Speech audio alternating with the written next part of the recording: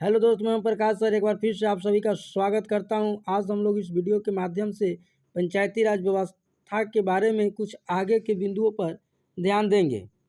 यहाँ पे हम लोग देखेंगे कि 73वां संविधान संशोधन 1992 के तहत इसे संवैधानिक दर्जा दिया गया।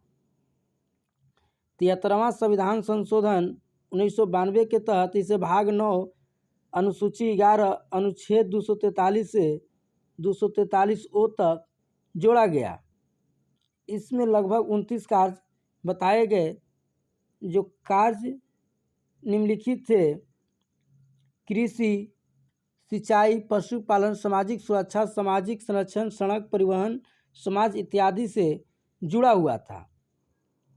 इससे पहले हम लोग वीडियो में पढ़े थे कि पंचायती राज व्यवस्था के बारे में कई समितियां गठित हुई थी, जिसमें कई स्तर को लेकर के वकालत हुआ था। तो इसमें फाइनली हम देखेंगे कि 73वां संविधान संशोधन 1992 के तहत इसे त्रिस्तरीय प्रणाली को मंजूरी दी गई, ग्राम स्तर, ब्लॉक स्तर और जिले स्तर पर।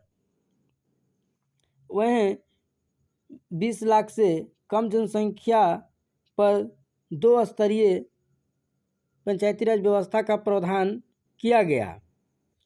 अगर यहाँ पे हम आरक्षण संबंधी कुछ बात करें तो सीटों का जो आरक्षण की बात करें तो महिला को मिनिमम 1/3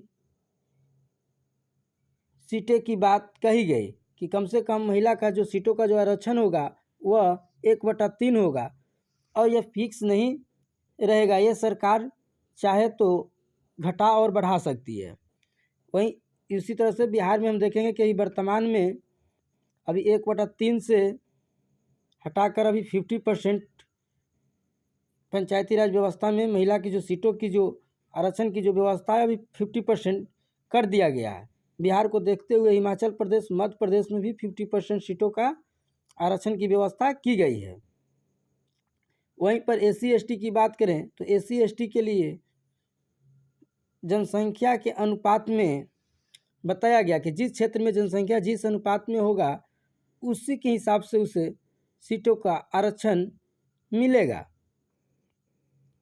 वहीं चुनाव से हम लोग संबंधी बात करें तो चुनाव राज्य निर्वाचन आयोग करवाती है, क्योंकि यह चुनाव राज्य से संबंधित है, ये स्टेट लिस्ट से जुड़ा हुआ है, ये राज्य का विषय है, इसीलिए यह चुनाव राज्य निर्वाचन आयोग करवाती है। हम लोग देखेंगे कि MP का चुनाव, विधायक का चुनाव, राष्ट्रपति का चुनाव आयोग करवाती है, लेकिन यहाँ पे राज्य निर्वाचन आयोग करवाती है क्योंकि यह राज्य का विषय है। अगर कार्यकाल की बात करें तो यह कार्यकाल 5 वर्षों का होता है और अगर कोई उम्मीदवार इस चुनाव को लड़ना चाहता है तो कम से कम उम्र 21 वर्ष होनी चाहिए। प्रत्येक 5 वर्ष पर वित्त आयोग का गठन राज्यपाल द्वारा किया जाता है। हम लोग देखेंगे कि आर्टिकल 282 के तहत राष्ट्रपति द्वारा वित्त आयोग का गठन होता है, जो केंद्र और राज्य के बीच करों का विभाजन करता है। उसी तरह से प्रत्येक 5 वर्ष पर राज्य के वित्त आयोग का गठन होता है, जो राज्यपाल द्वारा होता है, क्योंकि पंचायती राज व्यवस्था में पंचायत के लिए कुछ पैसे की ज़रूरत होती है, तो वो पैसा कहाँ से आएगा, तो यही प्रत्येक 5 वर्ष पर राज्य में वित्त आयोग का गठन होता है, जो राज्यपाल द्वारा किया जाता है और यहीं से पंचायतों को पैसा यानी फंड मिलता है। तो यह वीडियो आपको अच्छा लग रहा है तो लाइक सब्सक्राइब जरूर करें। आगे हम लोग कुछ और पंचायती राज से ही संबंधित कुछ वीडियो लेकर के आएंगे।